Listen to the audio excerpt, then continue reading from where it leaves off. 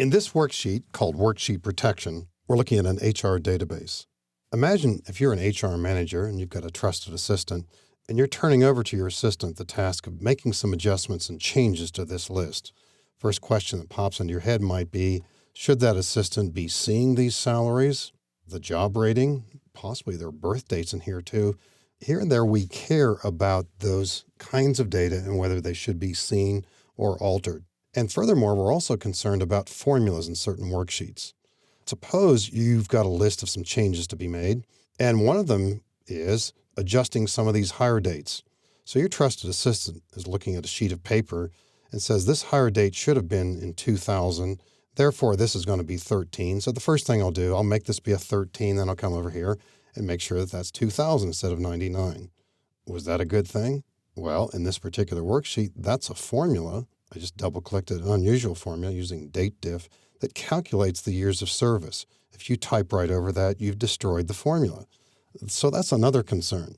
Now, we could possibly hide the salaries, or we could also consider making them be visible for reference points, and maybe that's okay, but we certainly would consider not allowing anyone to change those, and possibly job rating too. And again, we have a couple of different thoughts here. Make the data be hidden and not allow the assistant to even see them, or let them be visible but not allow them to be changed.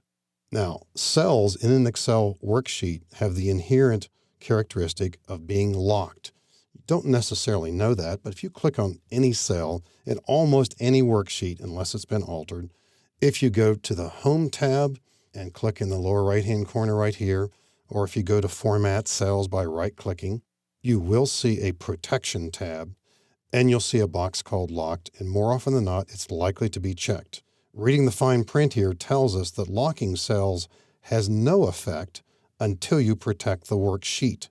And so the feature that we're about to illustrate here is about protecting just this worksheet, but we have to make sure that the cells we're going to protect are locked.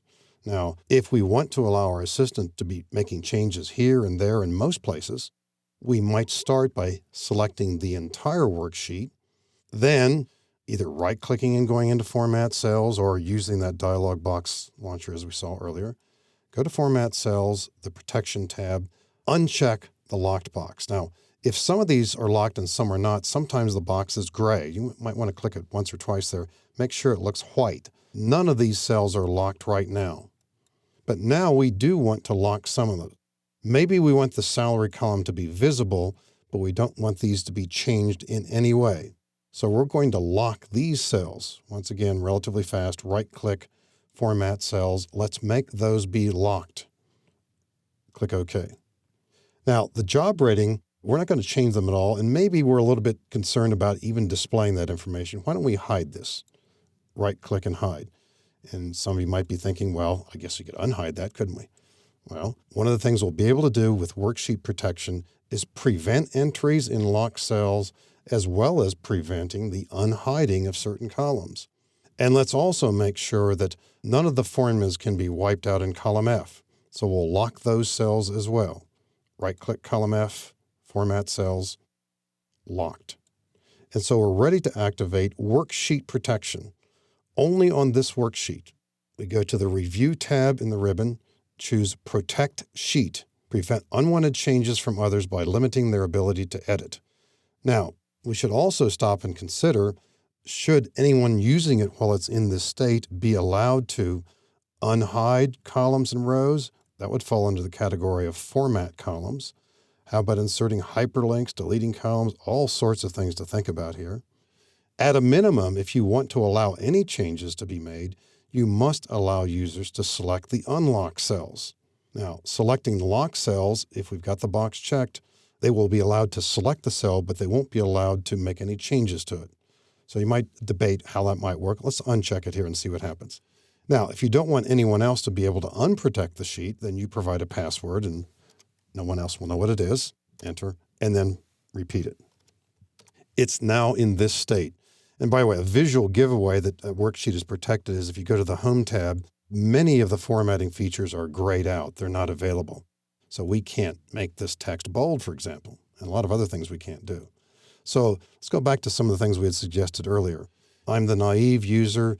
I'm reading that this should have been 2000. Therefore, this is going to be 13, isn't it? Well, I can't even click there, can I? I'm trying to click. Can I arrow into it? No. So I can't even make a change there. And I want to make my friend's salary a little bit larger. Well, I can't even get there. I can't click on it.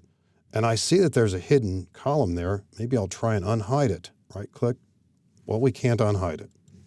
So the three things that I suggested here in terms of security, we can't undo. If this person is a little bit more creative, he or she might go to the review tab and say, well, I'll unprotect the sheet. But there's a password and that person probably doesn't know.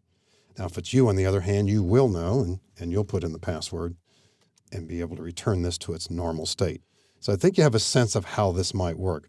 The one difference you might quibble with a little bit or might want to experiment with is if we allowed users to select a cell like this, they could do that, but they couldn't make any change anyway. So it's almost a moot point, but at least there's some things to be thinking about. What if the person wants to make any other kinds of formatting changes? You have to think out and go through that long list of other potential changes. But protecting a worksheet is a vital tool, particularly when you've got multiple users involved.